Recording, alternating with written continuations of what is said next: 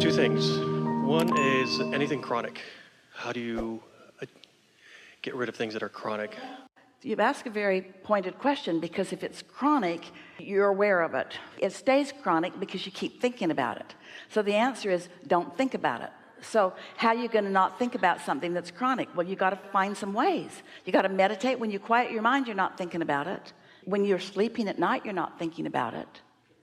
So just calling it chronic sort of gives it power. We have some chronic thoughts. Let us tell you some chronic thoughts that we have. Well-being abounds, and you are source energy in a physical body, and you can be or do or have anything that you want. And law of attraction is a real deal, and you get what you think about whether you want it or not. In other words, these are chronic thoughts. These are things that we know for sure. So the question isn't whether I should have a chronic thought or not. The question is, how does this chronic thought feel, and how does this chronic thought feel? And the thing about a chronic thought is that a chronic thought has a lot of momentum, so you can tell how you feel. If it's chronic, there's a lot of momentum. So if it's chronic and negative, you know it. If it's chronic and positive, you know it. And so chronic is good. Not feeling so good isn't. The question that we want to put to you is, do you deserve to feel good? It's like you go to the buffet and here are some beautiful vegetables and some lovely meats and some beautiful things, and then there's a pile of ground glass and some dirt. Aren't you pretty picky? Do you say, well, I'm eating this lovely food and I better eat some ground glass because it's just fair? Or do you leave the ground glass and report them? No. So can you choose among your thoughts? Are you thinking your thoughts, or are your thoughts thinking you? I'm thinking my thoughts. Yeah. So are there some chronic thoughts that you think that are beneficial to you? Yes. What are some of them? Pretty regularly in a state of flow, constantly looking for better things and bigger things to do. I look at, try and look at the best of things around me as often as possible.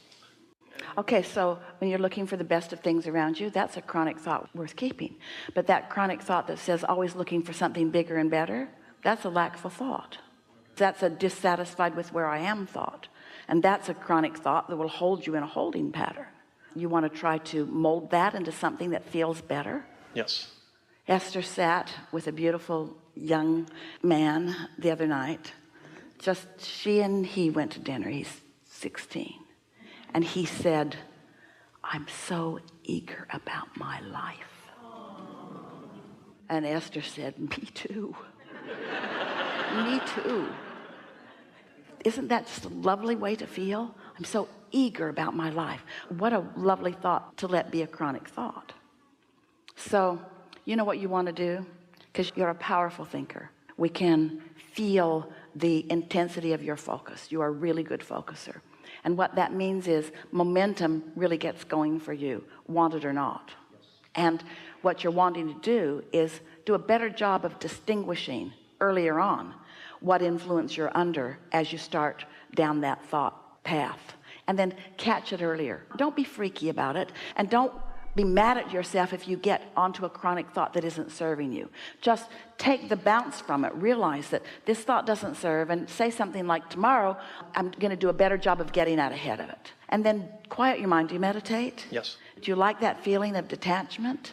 And do ideas stream to you? Yes. More and more? And do you recognize it when they come?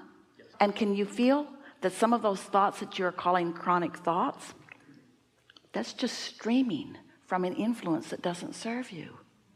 Chronic thoughts like times are hard, or chronic thoughts like the economy isn't doing well. What are some of the chronic thoughts that you can feel are troubling for you? Well, one of them sometimes is physical as well. Think about that. The mass consciousness believes in its vulnerability. And there's a current or stream, because every thought that's ever been thought still exists. So those thoughts have been gathered together by law of attraction, and there is a stream of thought that when you get in the vicinity, you're going to pick it up. So let's call this something else. Let's not call this your chronic thought. Let's call this your vibrational place that hooks you into that stream. Esther remembers right here in this city, some years ago, a canal flowing high because of the rain runoff, and some little kids were doing what they often did. They were sitting on the concrete bank of the canal, just dangling their feet in the water, and the water swept them away. They were rescued, but the current surprised them. They didn't understand the velocity of it, and doing what they had done many times was different with this strength. And so when you stick your toe in the water of some thoughts that mass consciousness has been thinking that don't serve you, don't be surprised that you get swept away in them a little bit. But pretty soon the stream will let go of you, and you'll bob back to the surface, and you'll sleep, and you'll wake up, and you'll choose chronic thoughts that serve you better. Do you believe in the well-being of this time and space? I do. Do you acknowledge that source is all over it? Do you sometimes think, when you get up in the morning, of the bigness and the wonderfulness of your earth spinning in its orbit and all that that means? Can you feel the huge momentum of that? You can't even contemplate the time that this has been happening, and therefore the continuum that you are on in that regard. Do you feel the warmth of the sun and the way it takes care of this planet?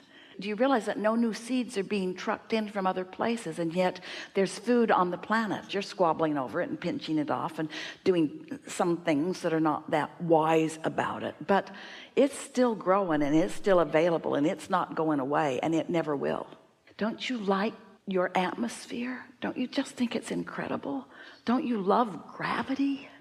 Don't you love understanding the laws of that? Really? This world asking, and this world economics, isn't it a magnificent thing? Can't you feel the desire of the masses and the goodness that comes to that desire? Can't you feel the dominance of that? And of course, you could find some pocket, even a big pocket, that isn't allowing well-being, but it's your choice about where you focus. And you just want to ask yourself, what thoughts do I want to be chronic in me? Do I want to acknowledge the well-being? There's plenty of it.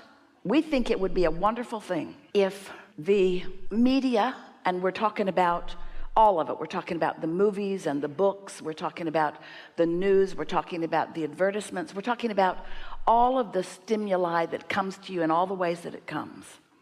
And let's say that it's represented as you're watching some television, and you're watching it, and all of a sudden there's a little thing that goes zit on your screen. It's just like a little flash of light and a sound that goes zit.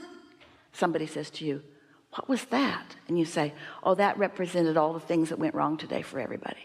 Zit, zit. Wouldn't you like that to be your chronic thought? Or do you want to break that down? Do you want to look at that thing? Do you want to look at that subject? Do you want to beat that subject to death? Do you want to focus upon that and use that? And we're not saying that it's not real, and we're not saying that you want it, and we're not saying that you don't want it to be better, because you do. Because every time you have a step one moment about anything that goes wrong in your world, you ask for something. You ask for an improvement. You are an uplifter, and you are doing your part in your observation of this world and putting your requests. But you got to line up with what you are asking for the world, just like you got to line up with what you are asking for yourself. You got to make those things that feel good your chronic thoughts. So let's give a new label to the word chronic. You want to know what chronic is? Chronic is what your inner being knows. That's long time chronic. That's chronic bigger than you can even use the word chronic. That's so chronic that when you get crossways of that, you don't feel good. When you don't feel good, it's because you have departed for a moment from who you really are and what you really know about whatever the subject is that you're focused upon.